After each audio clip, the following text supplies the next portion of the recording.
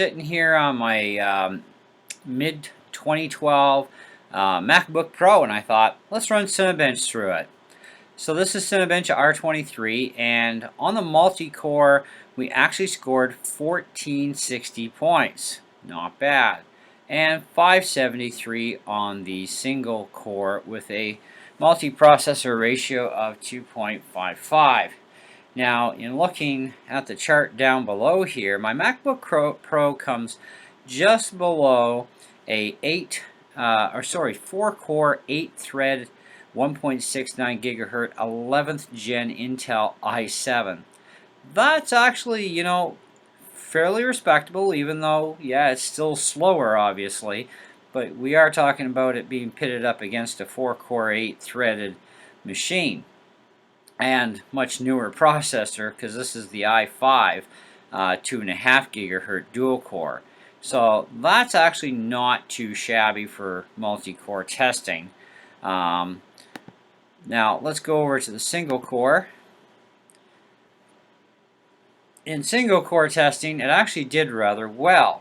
It actually beat out a 12-core, 24-threaded 2.66 Intel Xeon CPU at 573 to its 486. So the MacBook came in at 573. That actually is pretty impressive. I'm kind of like, wow, 2-core, 4 threads blew away 12 cores at 24 threads. There's something to be said about single-core processing over multi-core. Definitely. But anyway, so that's our basic test results with Cinebench. Now, there are a lot of different programs we can run and put numbers back and forth and all that other stuff. No big deal, right? But I just wanted to share a little bit of this information. Now, the mid-2012 MacBook Pro, it's still very usable in 2021.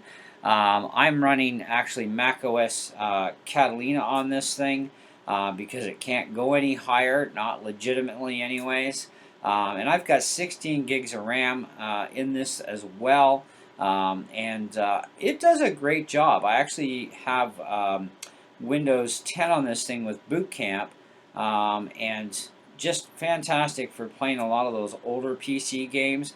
I've had absolutely no lag issues or any problems whatsoever in running older programs. So I'm quite impressed with that as well for being able to do PC gaming. And I've got a couple games that have been wine wrapped as well, and they seem to be doing all right. So that's pretty good. I am going to try and push my luck a little bit further and see how much more puppy power I can squeeze out of this thing for playing some little bit higher end games on it.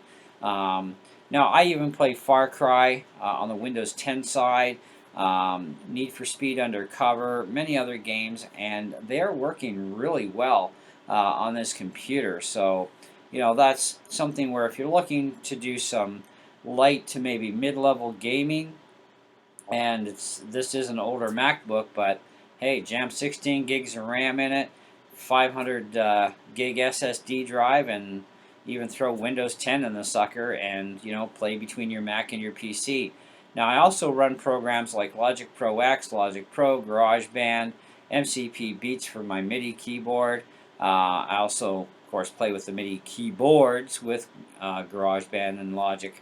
I've got DaVinci Resolve 17 on here, which works really well. iMovie, of course, is Apple's program. iMovie works really well on this too.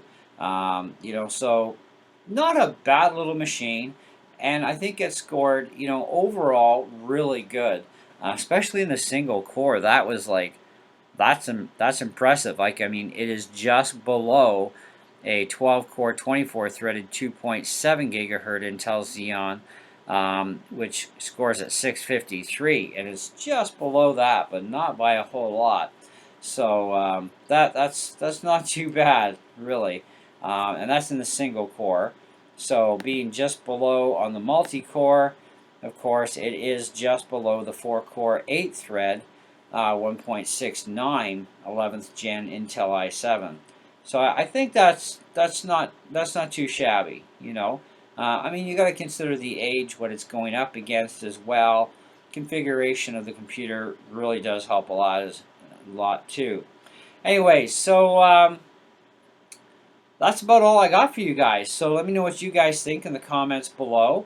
You know, but if you are looking for an older Intel MacBook that is still going to be viable in 2022 even, at least for the majority of 2022, Catalina is supposed to be at end of security updates apparently, either the summer or fall of 2022. We won't know an exact cutoff until it actually happens. So I'm going to keep this thing running as long as I possibly can as far as going on the internet with. After, you know, it shouldn't be on the internet anymore, well then that's fine. I can still use it either way. It's still a very viable and useful machine. And I have used Garage Band Logic Pro X with it, and even doing some multi-tracks as well. There's been no issues at all with this machine. So if you're looking for something to, you know, get you started even in the world of music and doing recording and messing with these programs, and even Logic Pro is a pro level program, you know, it does a really good job. But anyways, and of course video editing, right? Video editing, it's going to definitely handle video editing. It won't be the fastest kid on the block to today's technology, but you know, for an old girl, she's holding her own still really, really well. So anyways, thanks for watching. Catch you on the next one.